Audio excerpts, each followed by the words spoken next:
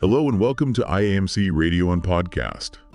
Let's explore the top news headlines today, March 12th. Yeah, we've got a lot to cover. Seems like every day, From trade wars and nuclear tensions, brings a fresh batch to a pretty fascinating legal battle. of complex global events, and today is no exception. Let's jump right in. First up, we've got some escalating tensions between the U.S. and Canada. Okay.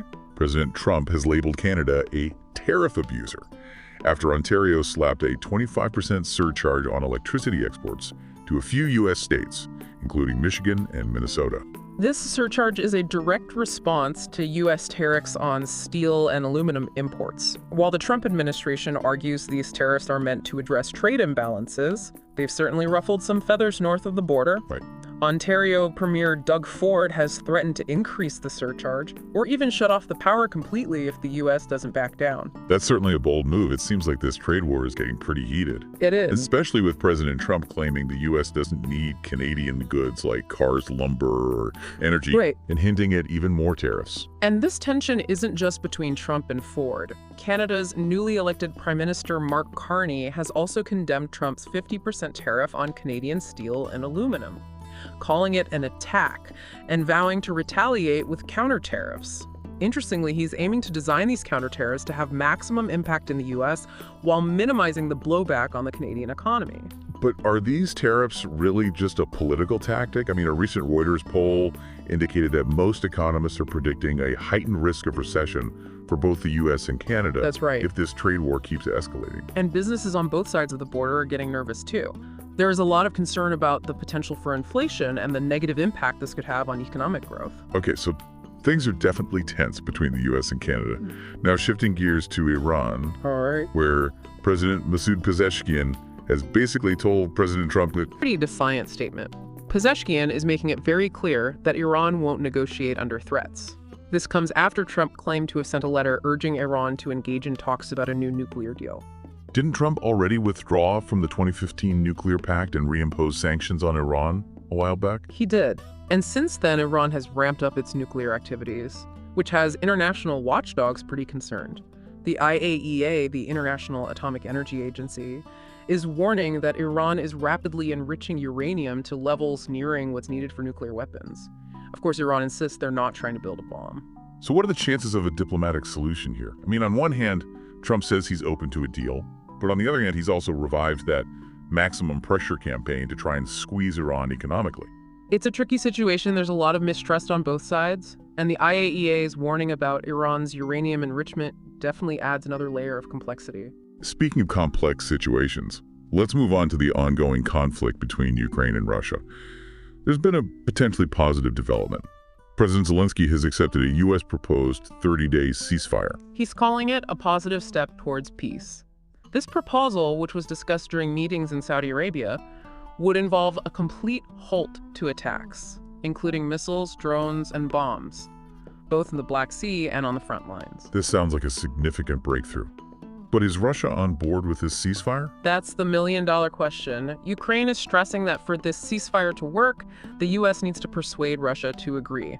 Alongside these ceasefire discussions, the U.S. and Ukraine have also been tackling issues like air and sea security, prisoner exchanges, and the heartbreaking issue of Ukrainian children who were taken to Russia. Let's hope this ceasefire gains some traction.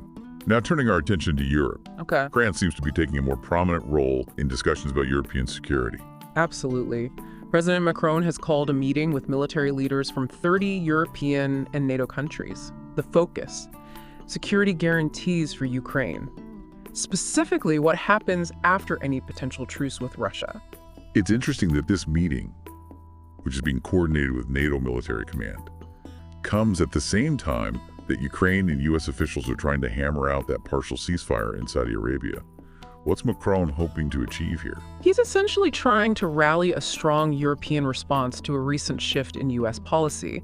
The U.S. has suspended military aid and intelligence sharing with Kyiv, and that's made some European allies uneasy. So Macron's taking the initiative. He is. He's teamed up with British Prime Minister Keir Starmer to push for a robust European effort to enforce an eventual ceasefire. They're also advocating for increased European defense spending. Macron's even floated the idea of extending France's nuclear deterrent to other European partners. That's a pretty big statement. It seems like Macron is really serious about asserting European leadership on the global stage. But let's bring it back to the U.S. for a moment. There's been a lot of talk about some pretty major changes happening at the Department of Education. Yes, the news that almost half of the department's staff will be laid off, as part of a government-wide cost-cutting initiative, has definitely raised some eyebrows. This sounds pretty drastic. What's the rationale behind such deep cuts? Well, Education Secretary Lindy McMahon confirmed on Fox News that these layoffs are part of a larger plan to dismantle the department, which she claims aligns with President Trump's directive. This seems like a very controversial move. I mean, the Department of Education manages a huge portfolio, including $1.6 trillion in student loans. They're also responsible for enforcing civil rights in schools and providing funding to underprivileged districts. What will happen to all of that? That's what a lot of people are wondering. The union representing department employees is calling these layoffs draconian and has vowed to fight them. They, along with many others, are worried about the future of the department and what these cuts will mean for students, especially those from disadvantaged backgrounds. Okay, well, this is definitely a story we'll be keeping a close eye on. Now, for something a bit different, let's head over to Nigeria, where we have a truly remarkable story. This case involves a woman named June Ashamola, who was falsely declared dead in 2019. Now she's fighting to reclaim her £350,000 London home from a convicted fraudster. Wait, how can someone be declared dead if they're still alive? It seems like an incredibly elaborate scam, orchestrated by a man named Tony Ashikodi. He was trying to seize control of her property. Ashamola, who's been living in Nigeria, actually had to appear in a London court via video link to prove that she was in fact very much alive. That's wild. What did the court decide? The judge ruled in Ashamola's favor, recognizing her as the rightful owner of her home and exposing the fraudulent scheme for what it was. This case really highlights how vulnerable these estate management systems can be to sophisticated scams. It's a good reminder to be vigilant, even with systems that seem secure. On a related note, there's another news item involving Nigeria. This one involves a man named Okechukwu Oduna, who was extradited to the U.S. to face charges related to a multi-million-dollar mortgage fraud scheme. Oduna is accused of fraudulently obtaining loans to purchase 20 residential properties in Florida, costing U.S. financial institutions an estimated $8 million. He's scheduled to appear in a Miami federal court and could face up to 30 years in prison if convicted. It seems financial fraud is a global issue. And finally, we have a story that sparked quite a debate about racial justice in the U.S. Okay. Workers in Washington, D.C. have removed that Black Lives Matter street mural that was painted near the White House during the 2020 racial justice protests. The removal comes after pressure from President Trump, who's been actively working to overturn diversity, equity, and inclusion, or DEI practices across the country. What's been the reaction to this decision? Washington Mayor Muriel Bowser has expressed some concern about the mural's removal, but it seems like she's prioritizing maintaining a good working relationship with the Trump administration. This decision has reignited discussions about the legacy of the Black Lives Matter movement and the impact of Trump's policies on racial justice initiatives. So it's a controversial move, to say the least. It seems like this removal has really struck a nerve in American society, reflecting the ongoing tension surrounding race and equality in the country. And this is just one example of the pushback against DEI efforts we're seeing under the Trump administration. Absolutely. This story taps into a much larger conversation about racial justice and equality in the U.S., one that's far from over. Speaking of ongoing conversations, let's circle back to the situation in Ukraine. The proposed ceasefire has generated a lot of diplomatic activity, especially in Europe. Yes. France, in particular, seems to be taking a leading role. President Macron has been working tirelessly to rally European support for Ukraine, and he's been in close contact with British Prime Minister Keir Starmer. Together, they've presented a ceasefire plan to President Trump. What are the main points of their plan? Their plan focuses on securing a solid ceasefire agreement between Ukraine and Russia, followed by a strong European presence to enforce it. This would involve a substantial commitment of European troops and resources. That's a big ask. Is there enough political will in Europe for that kind of mission? That's the question Macron is trying to answer. He's been urging European leaders to increase their defense spending and to take a more assertive role in global security matters. So it sounds like he's trying to reduce Europe's reliance on the U.S. Exactly. He sees this as a crucial moment for Europe to assert its independence and take responsibility for its own security. This could be a major turning point in the relationship between Europe and the U.S. It'll be fascinating to see how this all unfolds. Now let's shift gears and talk about a situation a little closer to home. The U.S. Department of Education. Okay. The planned layoffs there have sparked a lot of controversy. It's certainly an unprecedented move.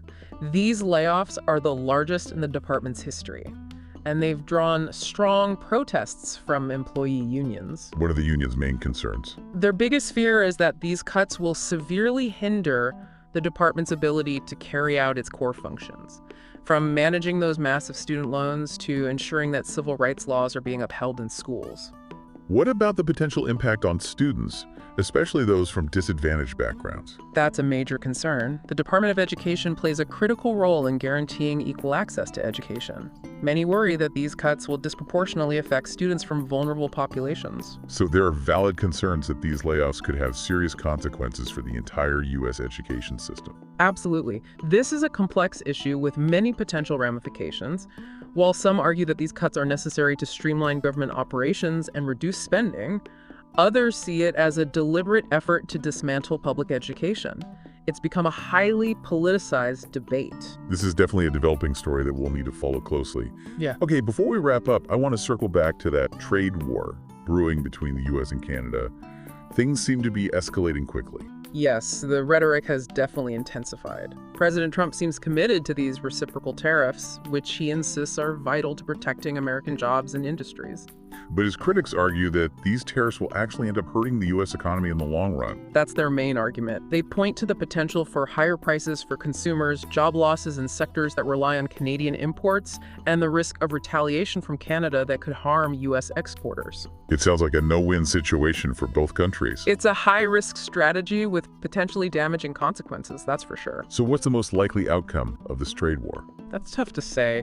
A lot depends on whether the U.S. and Canada can find a way to de-escalate the situation and come to some sort of negotiated settlement. Let's hope they can find common ground before this spirals out of control. We've covered a lot of ground today, from trade wars and nuclear anxieties to political controversies and diplomatic maneuvering. It's been quite a journey through current events, and we appreciate you joining us for the ride. It's always a pleasure to unpack these complex issues with you, and we encourage our listeners to stay informed and engaged with the world around them. It's been a fascinating and sometimes concerning look at the forces shaping our world. But that's what makes these conversations so important. We try to peel back the layers and make sense of it all. And hopefully we equip our listeners with the knowledge and insights they need to navigate these complex times. Speaking of insights, I'm curious to hear your thoughts on a theme we've touched on a few times today: the idea of shifting global power dynamics. It's a compelling narrative, isn't it? We're witnessing a more assertive Europe, a defiant Iran, and a resurgent Russia. They're all challenging that traditional US-led world order. And we can't forget the growing influence of China, which we didn't even get to discuss today. That's another crucial piece of the puzzle. It seems like we're moving toward a multipolar world where power is more dispersed and alliances are less rigid. This shift presents both opportunities and challenges for the U.S. Absolutely. The U.S. can't simply dictate the terms of global engagement anymore. It needs to adapt to a more complex and competitive global landscape. It seems like that requires a more nuanced approach to diplomacy, one that emphasizes collaboration and mutual respect. Exactly. The era of unilateralism is fading. The U.S. needs to build strong partnerships and work within those multilateral frameworks to address the big global challenges. Challenges like climate change, nuclear proliferation, trade, and cybersecurity. Precisely. These are transnational issues that demand collective action and shared responsibility. It's a tall order, but essential if we want a more stable and prosperous world. I agree. And it underscores the reality that we're all interconnected. Our fates are intertwined. That's a powerful thought to leave our listeners with. It is. It's a call to action for all of us to engage with the world in a thoughtful and constructive way. Well said. And on that note, we'll wrap up this edition of Today's Top News Headlines.